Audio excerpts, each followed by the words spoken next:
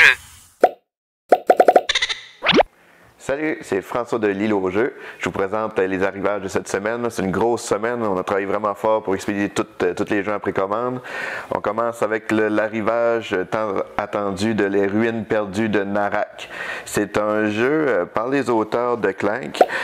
C'est un jeu de deck building mélangé avec la gestion de ressources, avec un peu de placement d'ouvriers aussi. C'est un très beau jeu, très élaboré.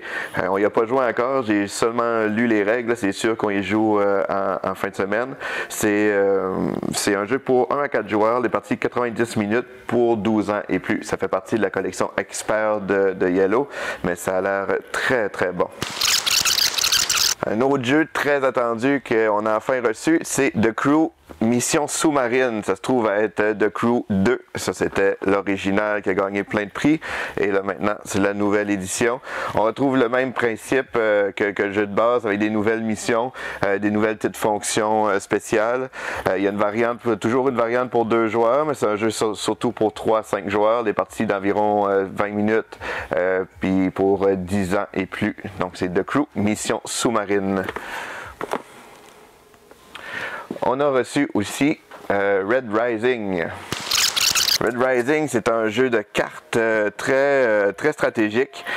C'est un jeu de Jamie Stonemaier. C'est dans le fond le même auteur que Scythe et Viticulture. Il a fait d'excellents jeux. C'est un jeu pour 1 à 6 joueurs, 60 minutes les parties pour 14 ans et plus. C'est un jeu basé sur des romans de Pierce Brown que je n'ai pas lu, fait que je peux pas comparer.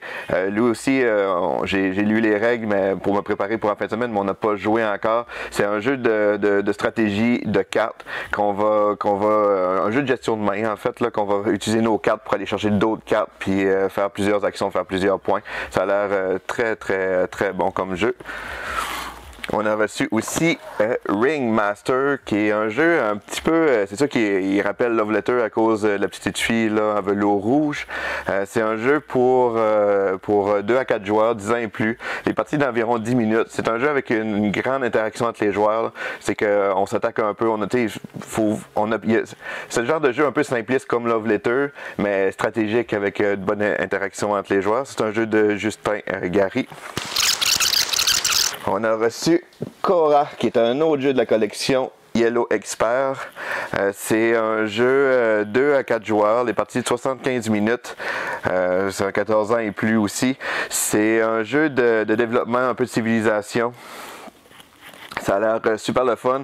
Un des avantages, c'est qu'il y a plusieurs phases du jeu qui se font en simultané. Donc, même si c'est un jeu qui coule bien, j'ai bien hâte. Il fait aussi partie de ma pile de jeux à essayer. On a vraiment hâte d'essayer ça.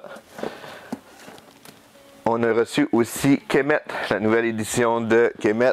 C'est pour ceux qui aiment les jeux là, de bataille, là, un peu, je vais dire, mettons, risque, là, mais version vraiment plus élaborée. C'est un jeu de 14 ans et plus, 2 à 5 joueurs, les parties de 90 minutes. Un jeu de Guillaume Montillage. C'est un jeu qu'on va personnifier différentes factions pour essayer de prendre le contrôle là, du territoire. Fait que c'est la nouvelle version. C'est un jeu qui ça fait longtemps qu'il existe, mais là, ils l'ont revisité, revu les graphiques. Ils ont même sorti aussi une nouvelle extension avec, qui est The Book of Dead. Ça rajoute, dans le fond, des nouveaux pouvoirs. C'est surtout ça qui est l'extension principale pour l'ajout de nouveaux pouvoirs.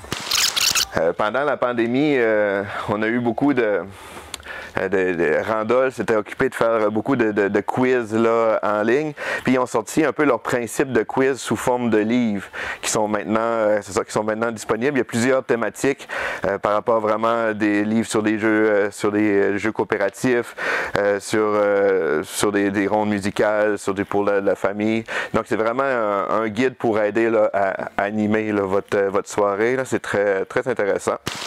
Ensuite, on a reçu une nouvelle collection des LogiQuest. C'est des jeux de logique, pour ceux qui connaissent les Smart Games, qui ont pas mal popularisé ce type de jeu-là. Mais là, c'est LogiQuest. Il y en a plusieurs types, comme celui-ci. Il faut vraiment placer les tuiles pour optimiser les chemins. Celui-ci, que je trouve assez original, il faut placer les formes pour réussir à faire les bonnes ombres sur le tableau. Il y en a même inspiré de l'univers de jeux de société, comme celui-ci, il s'inspire de Catan, puis celui-ci des Aventuriers du Rail. Donc c'est tout nouveau, c'est arrivé cette semaine. C'est tout le même principe, un peu comme les Smart Games, là. Il y a au-dessus de 40 missions. Fait qu'on part ça, on voit le nouveau défi à réaliser. Il n'y a seulement qu'une solution possible, fait qu'il faut déplacer nos trains pour réussir à faire cette mission-là. Donc c'est tout pour les arrivages de cette semaine. L'île au jeu.